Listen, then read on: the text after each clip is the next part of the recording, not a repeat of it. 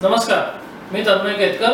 आज आपण लग्न आणि त्याची नोंदणी याची थोडक्यात माहिती घेऊया।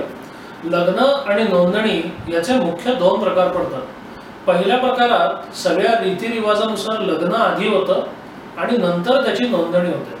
आणि दुसरा महत्त्वाचा प्रकार म्हणजे नोंदणीकृत लग्न किंवा रजिस्टर्ड मॅरेज किंवा जे कोर्ट मॅरेज या नावाने उगीचच प्रसिद्ध आहे। वास्तविक कोर्टाचा आणि या लग्नाचा काहीही संबंध नाही, तरी सुद्धा म्हणजे मलाही कल्पना नाही की त्याला कोर्ट मॅरेज असं नाव का पडलं। तर पहिला जो प्रकार आहे त्यात वधू आणि वराचं रीतिरिवाजानुसार लग्न होतं आणि त्याच्यानंतर त्या झालेल्या लग्नाची नोंदणी करणं आवश्यक असतं। आता नवीन कायद्या आणि नियमांनुसार हे लग्न नोंदणीचं काम हे त्या स्थानिक स्वराज्य संस्थांकडे दिलेलं आहे। स्थानिक स्वराज्य संस्था म्हणजे मग महापालिका, नगरपालिका, नगर परिषदा, ग्रामपंचायता इत्यादी। त्यामुळे वधू आणि वर हे जिथे राहत असतील त्या स्थानिक स्वराज्य संस्थांमध्ये त्यांनी आपल्या लग्नाची नोंदणी करणं आवश्यक आहे। एकदा का लग्न झालं की वधू राहत असलेल्या ठिकाणच्या किंवा वर राहत असलेल्या ठिकाणच्या यापैकी कोणत्याही एका ठिकाणी आपण आपल्या लग्नाची नोंदणी करू शकतो। पुढचा महत्त्वाचा प्रकार आहे तो म्हणजे रजिस्टर्ड मॅरेज किंवा कोर्ट मॅरेज।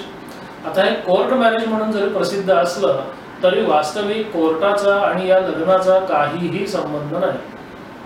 कोर्टाचा कोणत्याच लग्नाशी आणि त्याच्या रीतिरिवाजांशी कधीच कसलाच संबंध येत नाही। जोवर लग्नात काही वाद निर्माण होत नाही किंवा घटस्फोटाची वेळ येत नाही किंवा पोटगी मागायला लागते किंवा मेंटेनन्स मागायला लागतो, असे जे काही वाद निर्माण होतात तेव्हा आणि तेव्हाच त्याच्याशी कोर्टाचा संबंध येतो। अन्यथा कोर्टाचा आणि लग्नाचा कधीही संबंध येत नाही। तर हे तथाकथित कोर्ट मॅरेज म्हणून प्रसिद्ध असलं तरी त्याला रजिस्टर्ड मॅरेज असं म्हणणं जास्त संयुक्तिक होईल। आता रजिस्टर्ड मॅरेजची प्रक्रिया अशी आहे की जर आपल्याला आपलं नोंदणीकृत लग्न करायचं असेल तर मुलगा किंवा मुलगी हे राहत असलेल्या ठिकाणी तुम्हाला त्या विवाह निबंधकाच्या कार्यालयात जायला लागतं। सर्वसाधारणतः प्रत्येक जिल्ह्याच्या ठिकाणी विवाह निबंधकांची कार्यालय स्थापन करण्यात आलेली आहेत आणि या विवाह निबंधकांच्या कार्यालयात आपण गेला की तिथे त्यांचे फॉर्म आणि प्रोसिजर ती सगळी एकदा पूर्ण केली की आपला विवाह नोंदणीकृत होतो किंबहुना नोंदणीकृत विवाह होतो।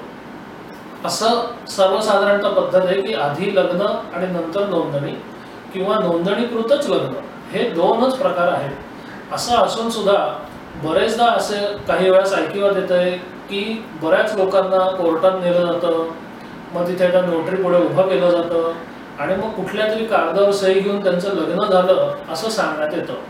हे कोर्ट मॅरेज या नावाने प्रसिद्ध असल्यामुळे त्या शब्दाचा गैरफायदा घेऊन असे गैरप्रकार होत आहेत। तर आपण एकच लक्षात ठेवा की आपला लग्न जे रजिस्ट्रेशनचे जे अधिकार आहेत किंवा त्याचं जे सक्षम कार्यालय आहे ते फक्त स्थानिक स्वराज्य संस्था किंवा विवाह निबंधक ही दोनच कार्यालये आहेत। जर आपण आधी लग्न करून मग नोंदणी करत असाल तर स्थानिक स्वराज्य संस्थांमध्ये जावं किंवा आपल्याला लग्नच नोंदणीकृत करायचं असेल तर मग विवाह निबंधकांच्या कार्यालयात जावं। पण कुठल्याही परिस्थितीत कुठल्याही कोर्टामध्ये कृपया आपण जाऊ नका।